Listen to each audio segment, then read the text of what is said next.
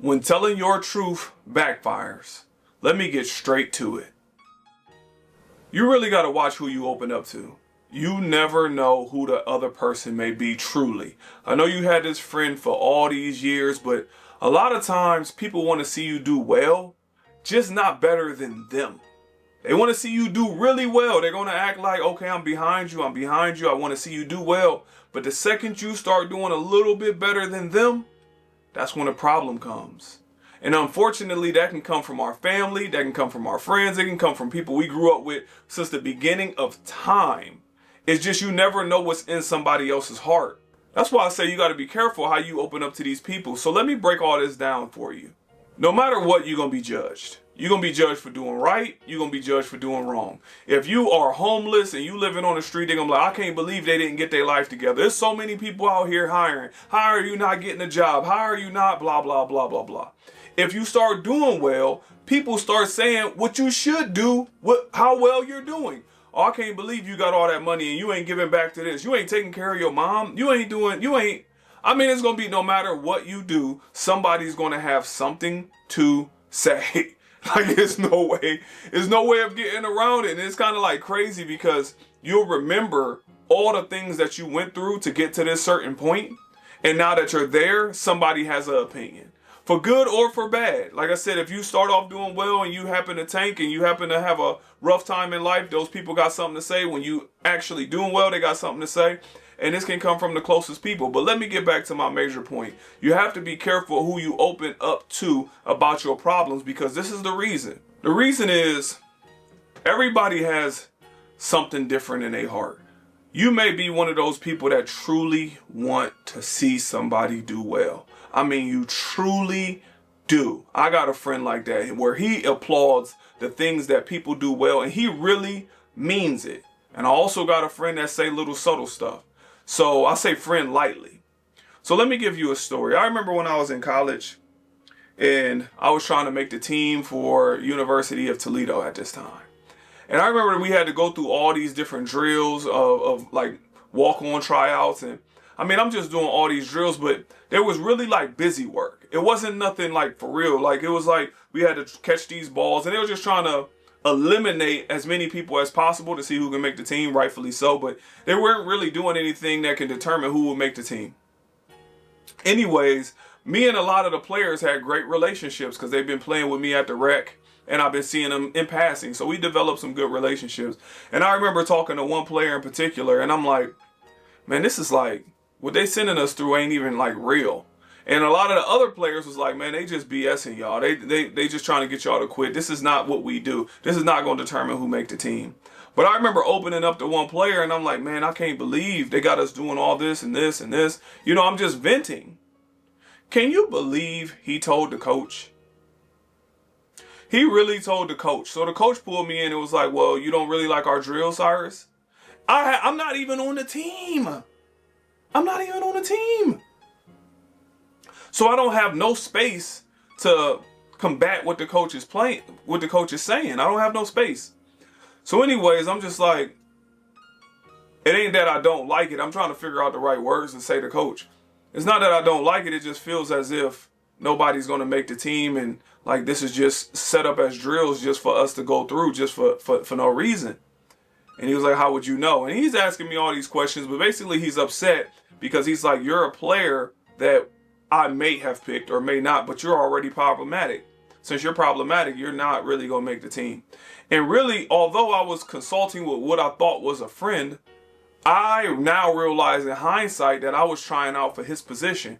Although he was already established, it's still a threat at his position, so I never knew his heart. I thought we was actually friends. I thought that I could really open up to him about how I felt in just the college life and asking him all these different questions about practice and how to do it. And I mean, I really thought I was a friend. I did not think me opening up to him was going to turn into him telling the coach because he may have felt threatened by my play.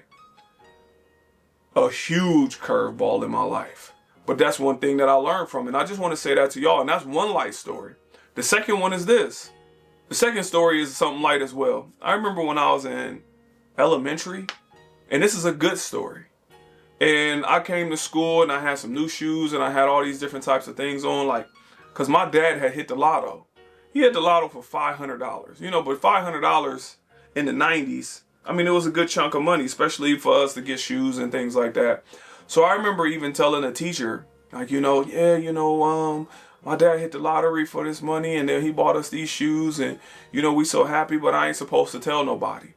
But I'm telling the teacher because I'm confided in the teacher. Like, I'm so excited as a kid. Man, by the time we got back, man, she told everybody.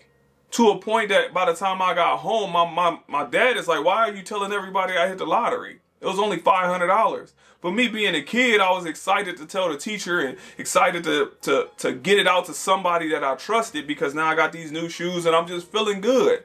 And I'm just giving you these light ones because these are things that you can apply at different points in your life. And I ain't want to be heavy in this video as a whole, but my teacher, it backfired. A good friend, it backfired. And these was my truths. These are things that I really felt internally about.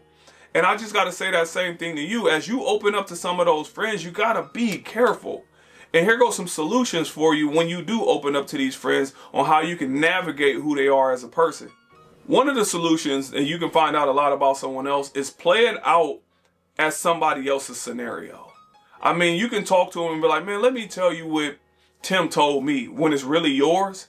Man, Tim said he went to his job and this person did this and you really telling your story and then see their feedback. Because number one, they're going to give you unbiased feedback because they're not going to think it's you. And number two, it's nothing that they can go tell anybody else that's directly related to you because you're not saying it was you. That's one of the things that people can do. Is like, I got a friend that do this, or I got somebody and you really talking about yourself. Those is one of the things, but still be privy to how they respond because this might not be somebody you should have in your circle at all in the first place. The other thing is find an outlet. Too many times we skip these things. You got to remember that if somebody gossip to you, they'll gossip about you. So that's why I'm saying be leery about your friends or whoever you may have around you or how you open up and just pay attention. But anyways, you got to find an outlet, a coach, a therapist, a psychiatrist, a psychologist. I mean, just whatever you may need. Don't skip this part because I get so frustrated that everybody, like all of us, find an outlet for everything but our mental. So you can go to the gym, you'll get a trainer.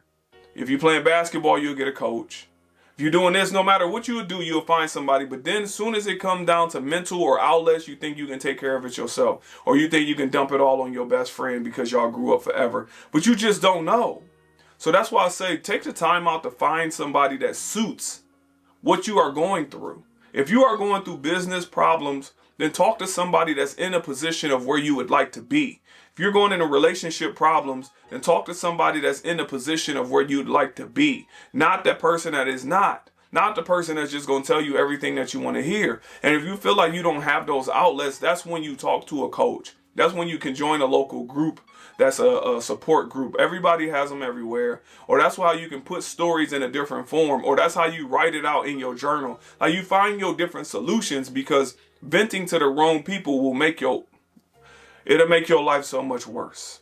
And I just don't want you to forget that because it's a compounding issue. When you're already going through something, the last thing you need is somebody else telling your business or coming at you wrong about your truths. One of the last solutions you can do is research people, read books, or just watch YouTube videos of people that was similar. Like, there's nothing in this world that you're going through that somebody else ain't already went through and figured out. It's so many issues in this world. Somebody has already went through it and figured it out, and try and pinpoint that. The real attitude that I'm saying behind this is be proactive. We all have to be proactive in finding those solutions because they're not laying on the surface. And although we are just venting, although we are just telling somebody our truth, we also got to think about how that can potentially compound.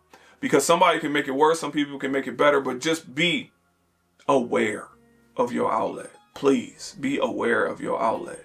And as I said, I gave you a few solutions and I hope some of these work for you because this is what I do. I will tell a story through somebody else.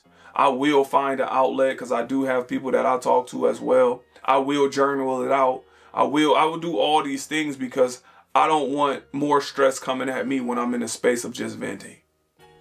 I hope you liked the video. Take the time out to like and subscribe. And Beyond liking and subscribing, just leave a comment. I would really like to have the conversations about what it is that you're experiencing. As I said, I've been doing this for a long time. I got Going to Grow, Burnout Recovery Center. I've been receiving these awards. I've been doing this since I've been 13, over 25 years, talking to people. So if you want to open up to me and you want to email me, you can do all those things. You can go to my website. You can just have the conversation. If it's not with me, have it with somebody that you trust. So thank you for taking out the time to watch the video.